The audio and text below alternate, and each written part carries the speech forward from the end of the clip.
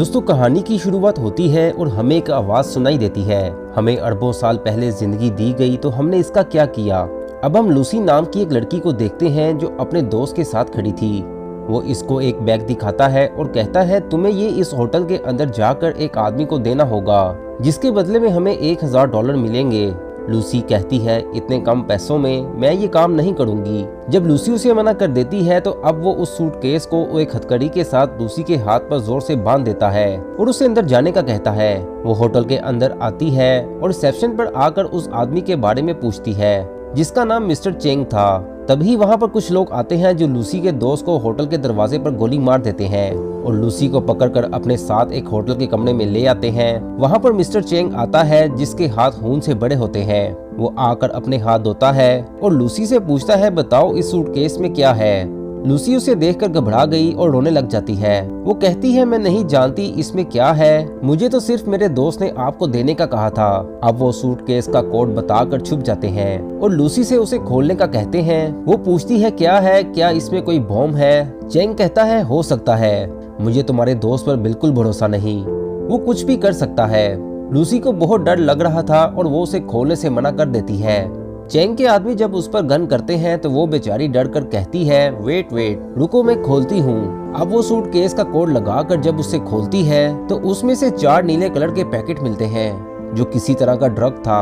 अब उस ड्रग को टेस्ट करने के लिए चेंग एक आदमी को लाता है। वो उस ड्रग को सूंघता है और वो अजीब अजीब हरकतें करने लगता है और वो जोर जोर से हंस रहा था। चेंग को उस आदमी की बात बिल्कुल पसंद नहीं थी। वो लूसी के सामने ही उसको गोली मार देता है। अब चेंग लूसी से कहता है कि मैं तुम्हें एक नौकरी देना चाहता हूँ। लूसी कहती है नहीं, मुझे कोई जॉब नहीं करनी, मैं चाहती हूँ बस मुझे यहाँ से जाने दो। तब चेंग का एक आदमी लूसी को जोर का एक मुक्का मारता है। उसके बाद हम एक प्रोफेसर को देखते हैं जो अपने लेक्चर में सुनने वाले लोगों को बता रहे थे कि जमीन पर रहने वाले हर जानवर अपने दिमाग का 3% हिस्सा ही इस्तेमाल कर पाता है, मगर इंसान इन चीजों में सबसे आगे है जो अपने दिमाग का 10% हिस्सा इस्तेमाल करता है। मगर डॉल्फिन मछली इंसानों से भी आगे है, वो अपने दिमाग का 20% हिस्सा इस्तेमाल करती है, यानी कि वो इंसानों से ज्यादा ज़हीन है। मगर प्रोफेसर कहते हैं कि अगर कोई इंसान अपने दिमाग का 20% हिस्सा इस्तेमाल करे तो वो पूरी तरह से अपने जिस्म पर काबू पा सकता है, और अगर इंसान का दिमाग 40% तक इस्तेमाल करना शुरू कर दे तो वो सामने वाले इंसान को भी कंट्रोल में कर सकता है। वहीं पर ऑडिटोरियम में बैठा एक लड़का पूछता है सर, अगर कोई इंसान अपने दिमाग का 100% इस्तेमाल करे तो क्या होगा। प्रोफेसर कहते हैं इस बारे में तो मैं खुद भी नहीं जानता। तभी लूसी को होश आता है और उसके पेट पर पट्टियां बंधी होती हैं और वो उसे दर्द हो रहा होता है। उसे लगता है कि शायद इन लोगों ने इसके जिस्म का कोई हिस्सा निकाल दिया है। जब वो बाहर जाने लगती है तो कुछ लोग आते हैं जो उसे पकड़कर अपने साथ ले गए थे। वो उसे चेंग के सामने लेकर आते हैं। लूसी वहाँ पर उससे पूछती है कि तुमने मेरे साथ क्या किया है। तभी वहाँ पर एक डॉक्टर कहता है फिक्र नहीं करो, हमने तुम्हारे साथ कुछ नहीं किया, बस तुम्हारे पेट को काट कर उसमें ड्रग्स के पैकेट को रख दिया है। अब वहाँ पर 3 और आदमियों को भी लाया जाता है जिनके पेट में इसी तरह के ड्रग्स को रखा गया था। दरअसल इन चारों को ये ड्रग्स अलग अलग जगह पर डिलीवर करना था और वो उनसे कहते हैं कि तुम में से किसी ने भी चालाकी करने की कोशिश की तो तुम्हारी फैमिलीज को मार दिया जाएगा। इसके बाद लूसी खुद को एक बंद कमरे में पाती है जहाँ पर वो आदमी था जिसके लिए लूसी उस ड्रग्स को लेकर आई थी, मगर वो उसके साथ बदतमीजी करने की कोशिश करता है। जब वो उसे मना करती है तो वो आदमी अब लूसी को मारने लगता है और उसे नीचे गिराकर उसके पेट में जोर जोर से टांगे मारता है। उसकी वजह से लूसी के पेट पर जो पैकेट था वो फट जाता है और ड्रग उसके खून में शामिल हो जाते हैं। इस ड्रग के खून में शामिल होने की वजह से लूसी के जिस्म में अजीब होने लगता है, वो तड़पने लगती है और उसका जिस्म हवा में उड़ने लगता है। जब उसको होश आता है तो लूसी नॉर्मल हो जाती है। वो पहले जैसी लूसी नहीं रही थी। जब वो आदमी दोबारा से उसके पास आता है जो पहले उससे बदतमीजी करने की कोशिश कर रहा था, तो अब वो उसे खूब मारती है और उस जगह से बाहर आ जाती है। वो बाहर आकर वहाँ पर बैठे सभी लोगों को मार देती है। इस लड़ाई में लूसी को भी एक गोली लग जाती है, मगर वो बड़े ही आराम से उस गोली को अपने जिस्म के अंदर से हाथ से ही बाहर निकाल देती है। देखने में ऐसा लग रहा था कि जैसे उसे कोई दर्द ही महसूस ना हुआ हो। अब लूसी उस जगह से बाहर निकलकर और लोगों को अपनी गन से मार देती है और फिर वो टैक्सी लेकर हॉस्पिटल पहुंचती है जहां पर कुछ डॉक्टर एक मरीज का ऑपरेशन कर रहे थे। वो स्क्रीन पर जब उस मरीज के दिमाग को देखती है, जिसके बाद वो उसको गोली मार देती है और डॉक्टर से कहती है कि ये आदमी वैसे भी मरने ही वाला था, शायद उस पर ड्रग का असर था और उसका दिमाग अब 20% काम कर रहा था। वो डॉक्टर पर गन करके कहती है कि मेरे पेट में ड्रग्स का पैकेट है, जल्दी से मेरा ऑपरेशन करो और इसे बाहर निकालो। डॉक्टर गन को देखकर डर जाता है और उसके पास लूसी की बात को मानने के अलावा और कोई रास्ता नहीं होता। जिसके बाद लूसी अपनी मॉम को फोन करती है और कहती है, मॉम मैंने सब कुछ महसूस कर पा रही हूँ, जमीन की आवाज, अपने अंदर की आवाज, यहाँ तक कि सब कुछ मुझे अपने बचपन का सब कुछ याद आता है कि मैं कैसी बड़ी हुई। लूसी अपनी मॉम से बात करते हुए रोने लग जाती है और उनका शुक्रिया अदा करती है कि उन्होंने उसे इतना प्यार दिया। लूसी अब इंस्पेक्टर के साथ हॉस्पिटल में पहुंचती है। अब यहाँ पर देख पाती है कि उसके दिमाग की ताकत इतनी बढ़ गई थी कि अब वो सारे शहर की फोन कॉल्स को भी सुन पा रही थी।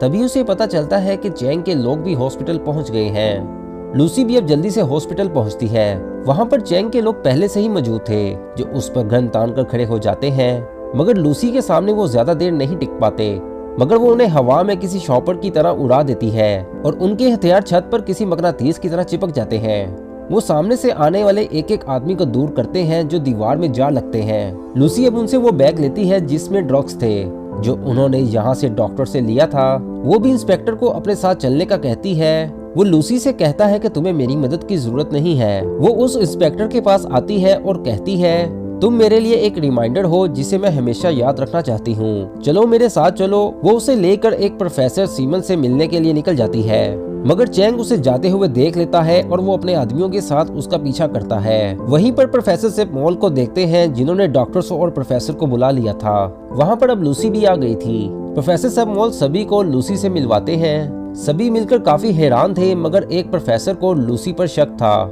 वो उसे पकड़कर उसके बारे में बताती है। कहती है कि जब तुम्हारी बेटी 6 साल की थी तो उसकी मौत एक कार एक्सीडेंट से हुई। ये सुनकर वो हैरान हो जाता है क्योंकि इसके बारे में आज तक कोई नहीं जानता और इसी वजह से सभी लूसी पर यकीन करने लग गए। वो सभी को वहाँ पर इंफॉर्मेशन देने लगती है जिसके बारे में वो सब कुछ जानती थी। वो अपने जिस्म में मोमेंटम्स को भी बदलने लगती है, मगर उसका हाथ किसी चुड़ैल की तरह खतरनाक और कभी एक हाथ को वो 2 हाथों में बदल रही थी। ये देखकर सभी हैरान थे और लूसी कहती है कि हमें हमेशा सिखाया गया है कि 1+1 2 होते हैं, दरअसल नंबर्स होते ही नहीं हैं। ये नंबर तो इंसान ने खुद को समझाने के लिए बनाए हैं ताकि इन्हें चीजें आसानी से समझ में आ जाएं। प्रोफेसर सेमोल कहते हैं कि अगर तुम मैथमेटिक्स रियाजी पर नहीं चलती तो फिर कैसे चलती हो। लूसी उन्हें समझाती है कि एक गाड़ी जो बहुत तेजी से चल रही है और चलते चलते वो इतनी तेजी से चलने लगी कि देखना ही बंद हो जाए, वो नजर तो नहीं आएगी पर चल रही होगी। असल में वो एक वक्ती जरूरत है, टाइम के बगैर हमारा कोई वजूद ही नहीं। तभी वहाँ पर चैंग और उसके लोग आ जाते हैं और वो बिल्डिंग को चारों तरफ से घेर लेते हैं। इंस्पेक्टर लूसी से कहता है कि हम ज्यादा देर तक उन्हें नहीं रोक पाएंगे। लूसी अब अपने जिस्म में MP4H ड्रग्स की ड्रिप को लगवा देती है जो कि वो हॉस्पिटल से लेकर आई थी। वो प्रोफेसर को कहती है कि मैं एक कंप्यूटर बनाऊंगी और अपनी सारी इंफॉर्मेशन उसमें फोर्स कर दूंगी, फिर उसके बाद आपको उसको एक पेन ड्राइव में सेव करना होगा जो आगे आने वाली जिंदगियों में इंसानों की भलाई में काम आ सकती है। प्रोफेसर जानते थे कि ज्यादा ड्रग्स की डोज लेने के बाद लूसी बच नहीं पाएगी। लूसी भी इस बात को जानती थी, मगर वो खुद को कुर्बान करने के लिए तैयार थी और अपने दिमाग के 70% हिस्से को इस्तेमाल करती है। जिसके बाद वो कमरे में मौजूद सभी मेटल्स को एनर्जी का इस्तेमाल करके एक बहुत बड़ा कंप्यूटर तैयार कर लेती है जिसके अंदर वो अपनी सभी इंफॉर्मेशन को स्टोर करने वाली थी। और फिर वो अपने दिमाग का 80% हिस्सा इस्तेमाल कर कंप्यूटर तैयार करती है जो इस तरह के नॉलेज और इन्फॉर्मेशन को स्टोर कर सकता था। लूसी अब अपने दिमाग को इस हद तक इस्तेमाल कर लेती है कि वो वक्त के दूसरे हिस्से में पहुंच गई। इसके बाद वो हजारों साल पीछे जाकर जमीन पर जब डायनासोर थे वहां पर पहुंच जाती है। जब वो उस वक्त से थोड़ा पीछे और जाती है तो वो उस वक्त में पहुंच गई थी जब इंसान का कोई वजूद ही नहीं था, सिर्फ चंद ही एक इंसान थे, मगर वो भी जानवरों के रूप में ही थे। अब लूसी वापस आती है, जैसे ही अपने दिमाग का इस्तेमाल करती है उसका जिस्म गायब हो जाता है। वो 99% पर अपने दिमाग का इस्तेमाल करती है तो वो आसमान पर उस वक्त में पहुंच जाती है जब जमीन का ये हिस्सा बना था। अब वहाँ पर चैंग भी आ गया था। जैसे ही वो लूसी को मारता वो अपने दिमाग का 100% हिस्सा इस्तेमाल कर गायब हो गई। फिर इंस्पेक्टर आ जाता है जिसने चैंग को मार दिया था। लूसी प्रोफेसर को आकर पेन ड्राइव देती है जिसमें उसने अपने दिमाग के डाटा को स्टोर कर दिया था। इंस्पेक्टर पूछता है कि लूसी तुम कहाँ हो। तभी उसके फोन पर मैसेज आता है, आई एम सॉरी। कहानी के आखिर में हम वही आवाजों को सुन पाते हैं जो हमने कहानी के शुरू में भी सुनी थी। ये अरबों साल पहले हमें जिंदगी दी गई थी, मगर हमने उसके साथ क्या किया। हमने अपनी जिंदगी को बहुत ही एडवांस कंप्यूटर दिए और वो है हमारा दिमाग। मगर हम पैसे कमाने के लिए अपने जिस्म का इस्तेमाल करते हैं, मगर अपने दिमाग को कोई भी नहीं समझ पाता। और इसी के साथ इस मूवी की कहानी यहीं पर खत्म हो जाती है।